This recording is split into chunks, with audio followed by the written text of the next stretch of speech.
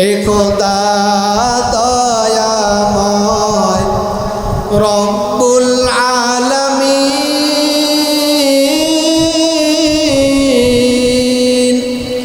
জীবনে মরণে ভয় কি হবে সেই দিন। হে খোদা দয়াময় রব্বুল আলামিন,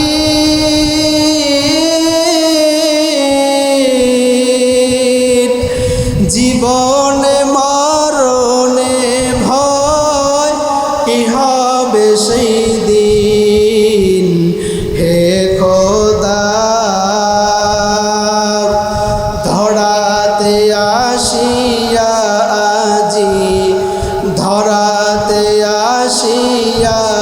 আজি বড়ই অসহায়,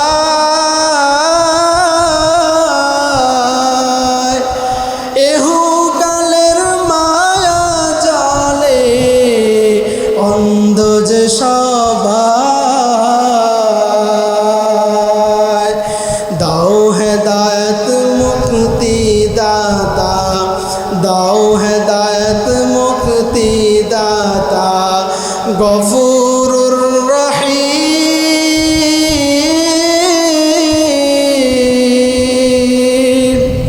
জীবনে মরণে ভয় কি হবে সেই দিন। হে খোদা দয়াময় রব্বুল আলামিন,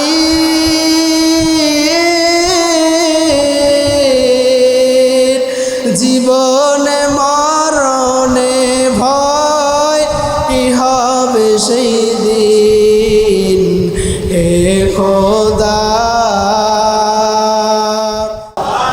এরে মুসলমান ইমানদার, আল্লাহ পাক রব্বুল আলামিন দুনিয়ার মানুষদেরকে জানায় দেয়, ইয়া আইয়ুহাল্লাযীনা আমানু সাবিরু ওয়া সাবিরু ওয়া রাবিতু ওয়াত্তাকুল্লাহা লাআল্লাকুম তুফলিহুন।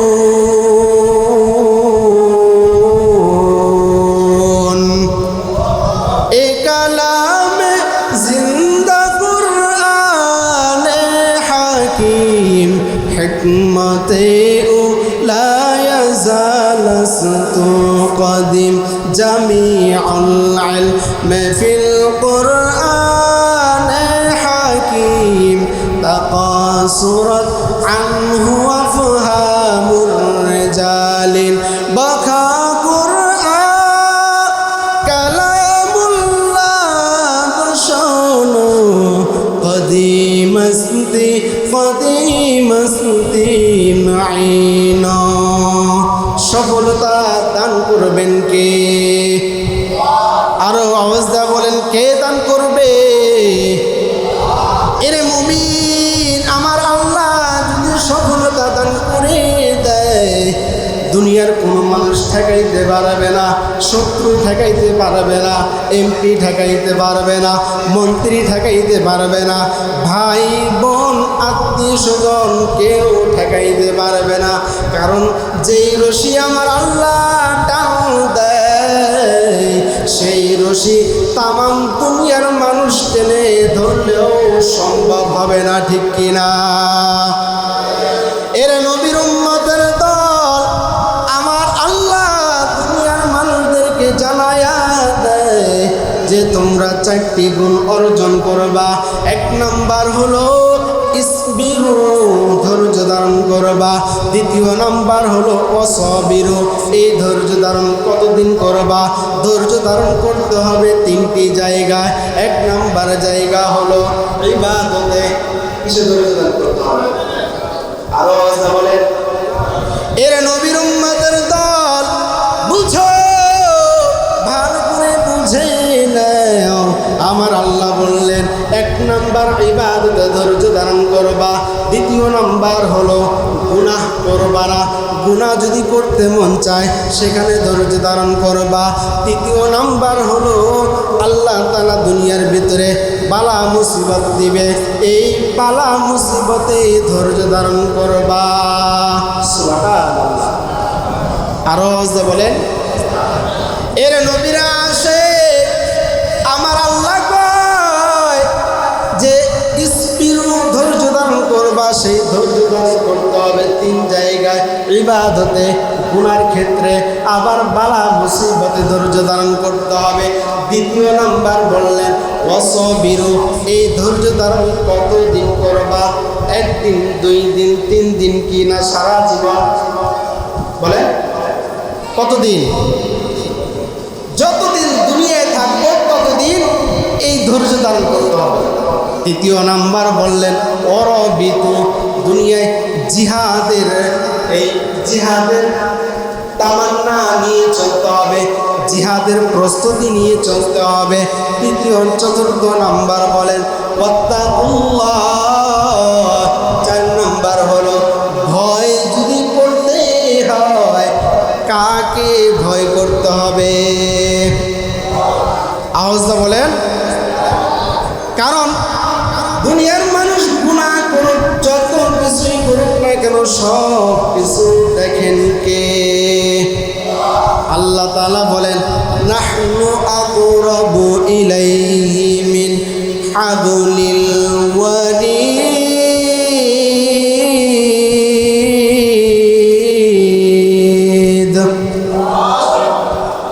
আল্লাহ তাআলা দুনিয়ার মানুষদেরকে বলেন, হে দুনিয়ার মানুষ, তুমি গুনাহ করতেছো, ঘরের ভিতরে তুমি ভাবতেছো তোমার পাশে কেউ নাই, ভাই নেই, বোন নাই, বন্ধু নাই, আত্মীয় স্বজন কেউ নাই, কিন্তু আমি আল্লাহ তোমার যতটুকু নিকটবর্তী, তোমার ঘর, তোমার ঘরের শাহরত যতটুকু নিকটবর্তী, আমি আল্লাহ তার থেকেও বেশি নিকটবর্তী।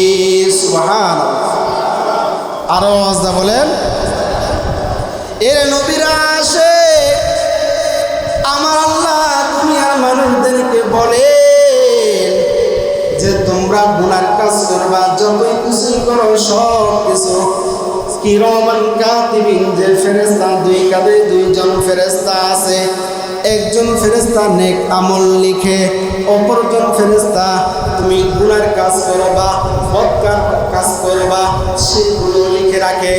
আর এই তোমার জবান বলো, সব কিছু তোমার পক্ষে সাক্ষী দিবে না, বিপক্ষে সাক্ষী দিবে। এই হাত কথা বলবে, হাতের আঙ্গুলগুলো কথা বলবে, এইভাবে আঙ্গুল দিয়ে যে গুনার কাজ করবা, সেই আঙ্গুল তোমার বিপক্ষে সাক্ষী দিবে। পা দিয়ে যে গুনার কাজ করবা, সেই পা তোমার বিপক্ষে সাক্ষী দিবে। এইভাবে এক এক অঙ্গ প্রত্যঙ্গ বান্দার বিপক্ষের কাজ করলে বিপক্ষে সাক্ষী দিবে, আর পক্ষের কাজ করলে পক্ষে সাক্ষী দিবে। সুবহানাল্লাহ। এই জন্য আমার যেই কাজ করি না কেন, প্রত্যেকটা কাজ করার আগে পরে ভাবতে হবে যে আমার এই কাজগুলো আল্লাহ দেখতেছেন কিনা, আল্লাহর কাছে জবাবদিহি আছে কিনা। এইভাবে যদি আমরা ভেবে চিন্তায় কাজ করতে পারি, তাহলে আমাদের দ্বারা খারাপ কিছু হবে না, আমাদের দ্বারা কি হবে না, খারাপ কিছু হবে না। আর খারাপ কিছু হওয়ার পরেও মনে ভয়ের সাথে সাথে তওবা করে নিব, তওবা ভিতরে সাথে সাথে চলে আসবে যে আমরা যেই কাজ করছি এই কাজটা ঠিক করি। আল্লাহ রাব্বুল আলামিন দুনিয়ার মানুষদেরকে সৃষ্টি করেছেন, দুনিয়ার মানুষ পরীক্ষা দেয়,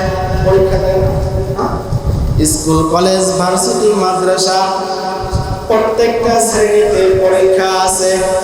পরীক্ষার আগে সময় বলে দেওয়া হয় যে 1 ঘন্টা অথবা 2 ঘন্টা অথবা 3 ঘন্টা পরীক্ষা হবে। ছাত্র যদি আগে পড়ালেখা করুক বা না করুক, পরীক্ষার হলে গিয়ে দেখবেন তার সময়টা ঠিক টাইম দেখতে থাকে, মনোযোগটা অন্যরকম থাকে। কিছু প্রশ্ন তার ভিতরে উত্তর থাক বা না থাকুক, কলমটা খাতা নিয়ে ভাবতে থাকে আর লেখার জন্য চিন্তা করতে থাকে। আর আমার আল্লাহ দুনিয়ার মানুষদেরকে জানায় দেয়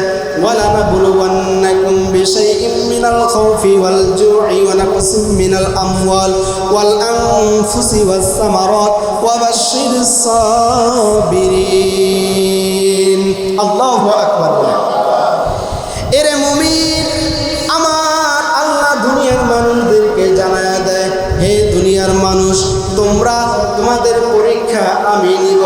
আমি আল্লাহ তোমাদের ভয় দিয়ে পরীক্ষা নিব, ক্ষুধা দিয়ে পরীক্ষা নিব, তোমাদের সম্পদ নষ্ট করে দিয়ে পরীক্ষা নিব, তোমাদের জান মাল দুটো নষ্ট করে দিয়ে পরীক্ষা নিব, এবং তোমাদের ফল ফসল নষ্ট করে দিয়ে পরীক্ষা নিব। এই পরীক্ষায় যদি তুমি উত্তীর্ণ হতে চাও তাহলে ধৈর্য ধারণ করে নাও, ধৈর্যের গুণ তুমি গ্রহণ করে নাও। ওয়াবাশশিরিস সাবিরিন, তুমি যদি ধৈর্য ধারণ করতে পারো তোমার জন্য পুরস্কার দিবেন আমার আল্লাহ সুবহানাল্লাহ।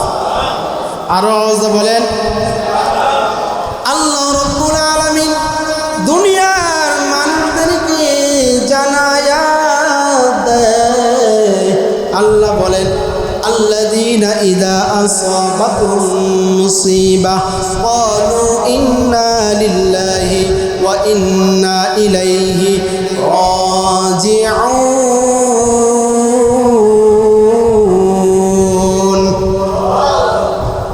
যে দুনিয়ার কোন মানুষ একটু আঘাত যদি পায়, একটু যদি ভয় আসে, জমিনে পড়লে যারা আল্লাহ ভক্ত, যারা আল্লাহকে ভালোবাসে, তারা জমিনে পড়ার সাথে সাথে, বিপদ দেখার সাথে সাথে কার নাম নেয় বলে? আল্লাহর নাম নেয়। কেউ বলে ও মা, কেউ বলে ও বাবা, কেউ এক এক মানুষ এক এক নামে উচ্চারণ করে। ছোট বাচ্চারা দেখবেন মায়ের কোল থেকেও যদি বিপদ হয় মায়ের নামটাই আগে উচ্চারণ করে, বাবার কোল থেকেও যদি বিপদ হয়, ব্যথা পায় বা কোনো আঘাত পায়, দেখবেন মায়ের নামটাই আগে। কারণ শিশু বাচ্চার দিলের ভিতরে মা এবং সন্তানের দিলের ভিতরে একটা ভালোবাসা, মায়া, মহব্বত আল্লাহ অটোমেটিক সৃষ্টি করে দেয়। সুবহানাল্লাহ। তেমনিভাবে যারা আল্লাহকে মহব্বত করে, আল্লাহকে ভালোবাসে, তারা বিপদেই পড়লে, ছোট বড় যেই কোনো মুসিবত হলেই তারা বলেন ইন্না লিল্লাহি ওয়া ইন্না ইলাইহি রাজিউন। আমরা তো মানুষ মৃত্যুবরণ করলে এই বাক্যটা বলি, ঠিক না? বলেন, মানুষ মরলে এই উচ্চারণটা আমরা করি না? মানুষ মৃত্যুবরণ করলে আমরা এই, আর এই উচ্চারণটা হলো যে যেই কোনো বিপদ আপদ বালা মুসিবত সর্বক্ষণ সর্ব জায়গায় এটা বলতে হবে ইন্না লিল্লাহি ওয়া ইন্না ইলাইহি রাজিউন। এই যে চার শ্রেণীর মানুষ, চারটা গুণ যারা অর্জন করতে পারবে, আল্লাহ তাআলা তাদেরকে সফলতা দান করবেন। দুনিয়া আখিরাত উভয় জায়গাতেই আল্লাহ তাআলা তাদেরকে সফল কাম করবেন। সুবহানাল্লাহ। আরো আওয়াজ বলেন, আরো আওয়াজ বলেন।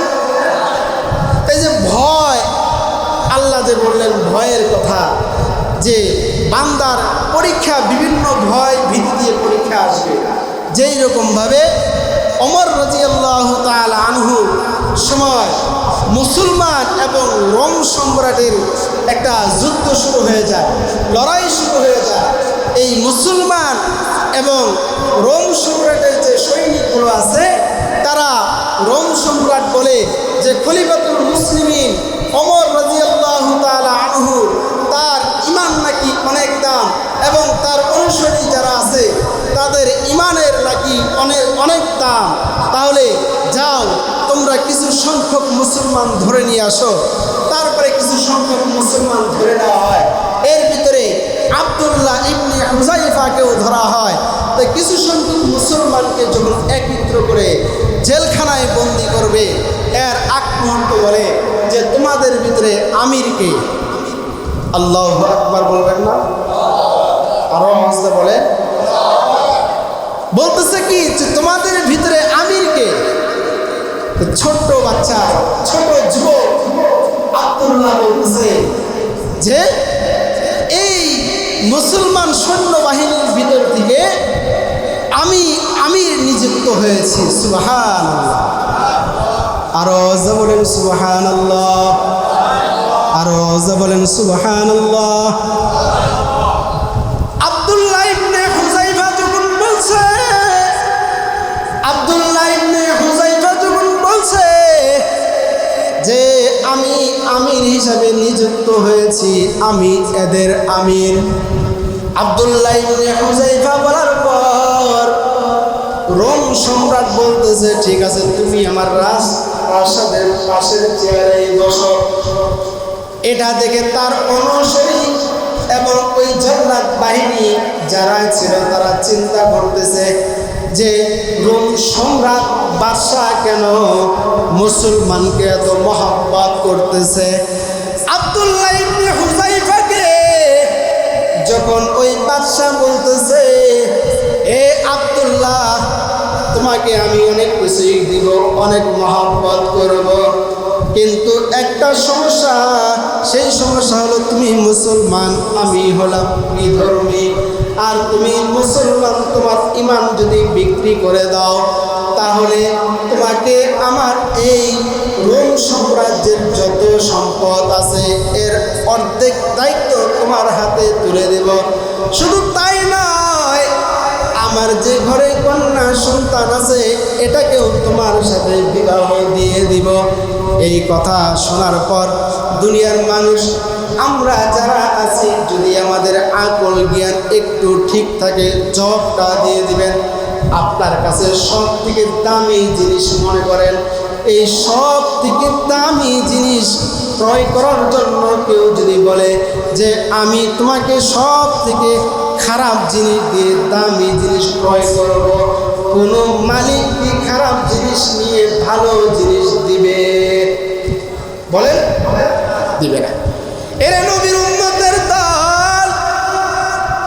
আব্দুল্লাহ ইবনে হুযায়ফা ওই রোম সম্রাট যখন বললেন যে আমার রোমের সব সম্পদ তোমাকে দিয়ে দিব, শুধু তাই নয়, আমার ঘরে কন্যা সন্তানকে তোমার সাথে বিবাহ দিব, বিনিময়ে তুমি তোমার ঈমান ছেড়ে দিবা।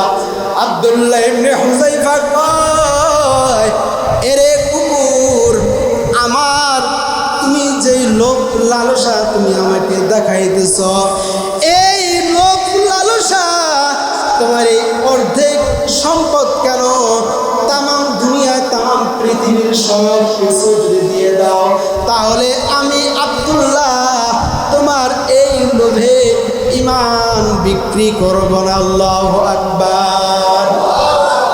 আরো বলেন।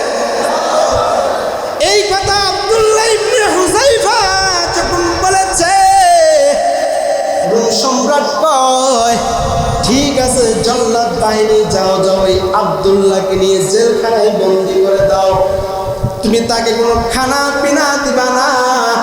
এইভাবে একদিন, 2 দিন, 3 দিন, 7 দিন পর্যন্ত কোনো খানা দেয় না, কোনো খানা নাই, কোনোভাবে কোনো খানা দেয় না। আব্দুল্লাহ ইবনে হুযায়ফা ক্ষুধার কারণে এসে এমন অবস্থায় পড়েছে, মৃত্যুর দরজায় পড়ে গেছে। কিন্তু শরীয়ত মাসালা হলো, যদি কেউ মৃত্যুর দরজায় পড়ে যায় ওই সময় হারাম হালাল হারাম বাঁচার দরকার নেই, নিজের জীবন বাঁচানোর জন্য হারাম খাওয়া জায়েজ আছে। ঠিক না? বলে এর নবীর উম্মতের দল। আব্দুল্লাহ ইবনে হুযায়ফা মৃত্যুর দরজায় পড়েছে। এমন সময় ডক্টর বাদশাকে বলল, বাদশাহ নামদার, আপনি আমার কাছে যে রুগী পাঠাইছেন সেই রুগী মৃত্যুর দরজায় পড়েছে, তাকে যদি খানা পিনা না করান তাহলে তার মরণ হয়ে যাবে। আব্দুল্লাহ ইবনে হুযায়ফার জন্য বাদশাহ নামদার বলতেছে, তাকে কিছু খানা পিনে নিয়ে যাও, শুকরের গোশত নিয়ে যাবা এবং মদ নিয়ে যাবা। নাউজুবিল্লাহ বলেন। মুসলমান নাস্তিক বেঈমানগুলো জানে যে, নাস্তিক বেঈমানগুলো জানে যে মুসলমানদেরকে পরাজয় করা এত সহজ না। নাপাক যদি খাওয়াইতে পারি, নাপাক খাইলে ঈমানটা দুর্বল হবে। আর এই দুর্বল ঈমান নিয়ে সে টিকতে পারবে না। বাদশা নামদার কয়, যাও যাও শুকরের গোস্ত নিয়ে যাও, মদ নিয়ে যাও। মদ নেওয়া হয়, শুকরের গোস্ত নেওয়া হয়। আব্দুল্লাহ ইবনে হুযায়ফাকে বলা হয় এটাকে তুমি খেয়ে নাও, কিন্তু জানো এটা হলো শুকরের মাংস আর হলো মদ। আব্দুল্লাহ ইবনে হুযায়ফা জানায়া দেয়, এরে কুকুরের বংশধর, শুনেনি আমি আব্দুল্লাহ হুযায়ফার যদি মরণ হয়, এই শুকরের মাংস কেন, মদ কেন, কোনো কিছুই হারাম পান করব না। আল্লাহু আকবার বলে, আরো বলেন আল্লাহু আকবার। এর মুমিন বুঝো, ভালো করে বুঝে নাও। এই কথা শোনার পর বাদশার কাছে বিচার নিয়ে গেল। বাদশাহ বলতেছে, আরো যে মুসলমান কিছু সংখ্যক মুসলমান আছে, এখান থেকে একজন মুসলমান ধরে নিয়ে আসো। একজনকে ধরে আনা হয়, গরম তেলের ভিতরে ওই একজন মুসলমান রাখা হয় আব্দুল্লাহর সামনে। আব্দুল্লাহ দেখলেন ওই মুসলমানের মাংসটা, শরীরটা পুড়ে যেরকম মুরগি করা হয়, হাড় মাংস আলাদা হয়, তেমনিভাবে মুসলমানের অবস্থা তেমন হয়েছে। আব্দুল্লাহ ইবনে হুযায়ফা চক্ষু দিয়ে পানি বের করতেছে, তার চক্ষু দিয়ে পানি বের হয়।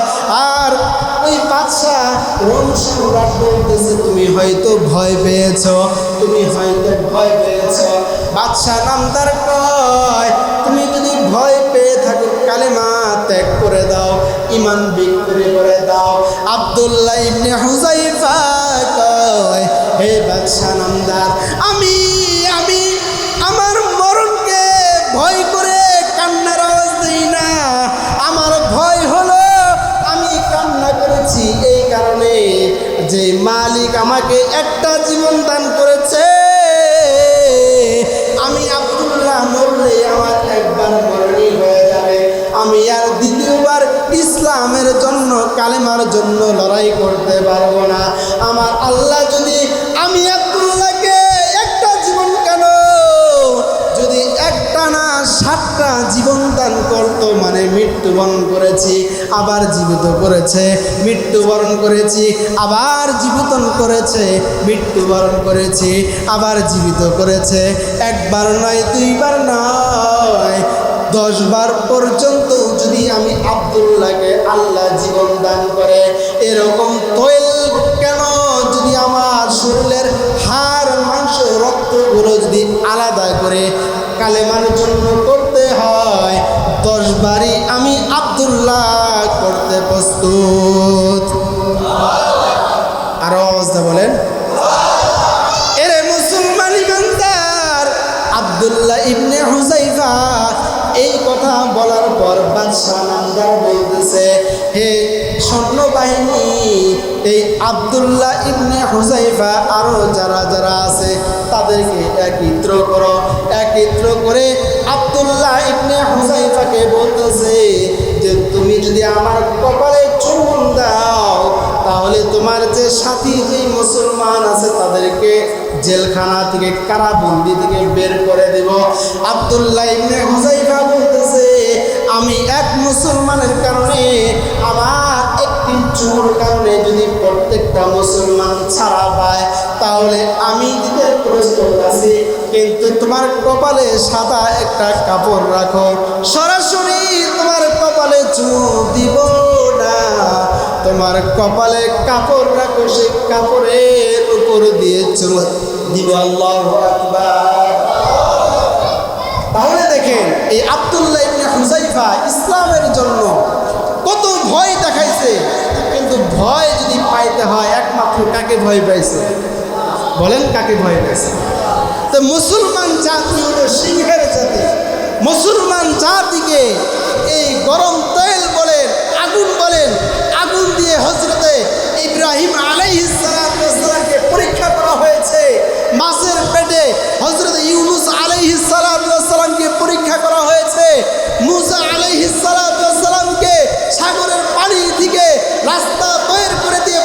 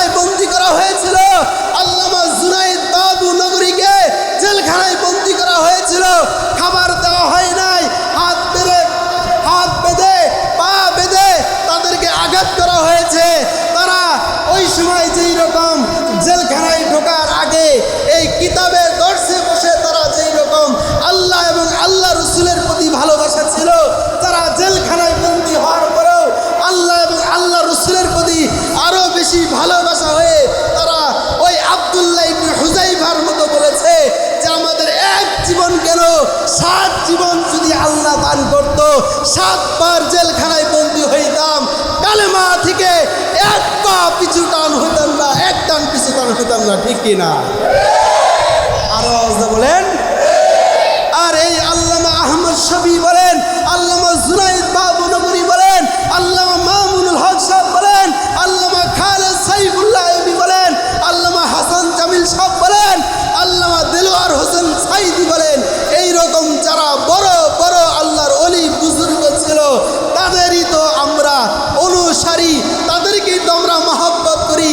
আল্লাহর কুরআন, আল্লাহর নবীর হাদিসের কারণে আল্লাহর নবীর আল্লাহকে মহব্বত ভালোবাসা করার কারণে আজকে আমাদের দেশ থেকে কালেমার পতাকা উঠানো হয়েছিল। আর এই কালেমার পতাকা ঘরে ঘরে, মসজিদ বলেন, মাদ্রাসা বলেন, গ্রাম বলেন, শহর বলেন, দিলওয়ালা এক জাররা ইমানওয়ালা মুসলমানগুলো কালেমা জায়গায় জায়গায় উড়িয়ে দিচ্ছে, ঠিক কিনা? আরো আওয়াজ বলেন, ঠিক কিনা? আমরা এটা সতর্ক করতে চাই। ইতিপূর্বে নমরুদ ধ্বংস হয়েছে, ফেরাউন ধ্বংস হয়েছে, এইভাবে ইসলামকে যারাই আঘাত করতে চেয়েছে, কালেমাকে যারাই আঘাত করতে চেয়েছে তারাই ধ্বংস হয়েছে। আমাদের চোখের সামনেও অনেক এমপি মন্ত্রী ধ্বংস হয়েছে। আজকে যারা ক্ষমতায় আছেন আপনারাও যদি চেষ্টা করেন যে কালেমায় আঘাত করবেন, কোরআনে আঘাত করবেন, মসজিদে আঘাত করবেন, মাদ্রাসায় আঘাত করবেন, ইমানদার সাধারণ আমজনতার উপর আঘাত করবেন, এই জুলুম একদিন এমন পর্যায়ে যাবে যে নমরুদ, ফেরাউন, সাদ্দাত যেই রকমভাবে ধ্বংস হয়েছে আপনাদের পরিণতি তার থেকে আরো বেশি আল্লাহ করতে পারে, ঠিক কিনা? এই জন্য আমরা কখনো ইসলামের বিপক্ষে কাজ করবো না, ইসলামের পক্ষে আমরা থাকতে রাজি আছি তো ইনশাআল্লাহ, রাজি আছি তো ইনশাআল্লাহ। আল্লাহ যেইভাবে আমাদেরকে ইসলামের কাজ করলে আল্লাহ রাজি খুশি হন, প্রত্যেকটা মুসলমানকে সেইভাবে ইসলামের কাজ করার তৌফিক দান করেন, সকলে বলি আমিন। তাহলে আমি যে আয়াতে কারিমা তেলাওয়াত করেছিলাম সূরা আলে ইমরান, একদম সর্বলাস্ট আয়াত, 200 নম্বর আয়াত, ইয়া আইয়ুহাল্লাযীনা আমানুসবিরু ওয়াসাবিরু ওয়ারাবিতু ওয়াত্তাকুল্লাহা লাআল্লাকুম তুফলিহুন।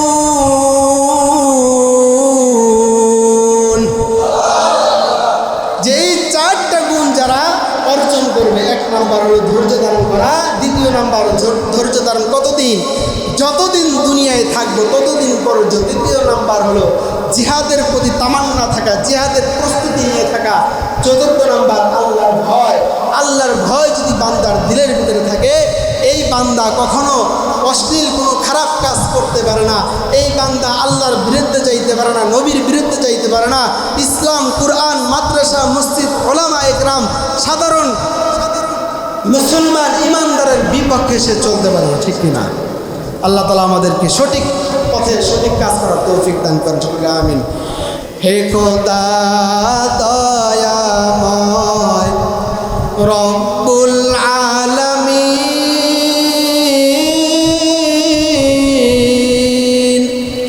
জীবনে মরণে ভয় কি হবে সেই দিন। হে খোদা, হে খোদা দয়াময় রব্বুল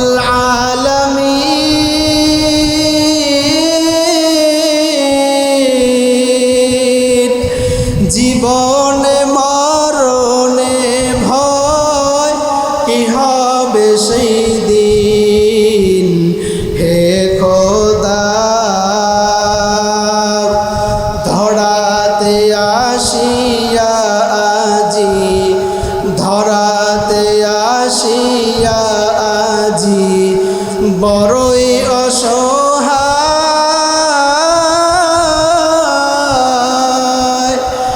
এহুকালের মায়া জালে অন্ধ যে সবাই,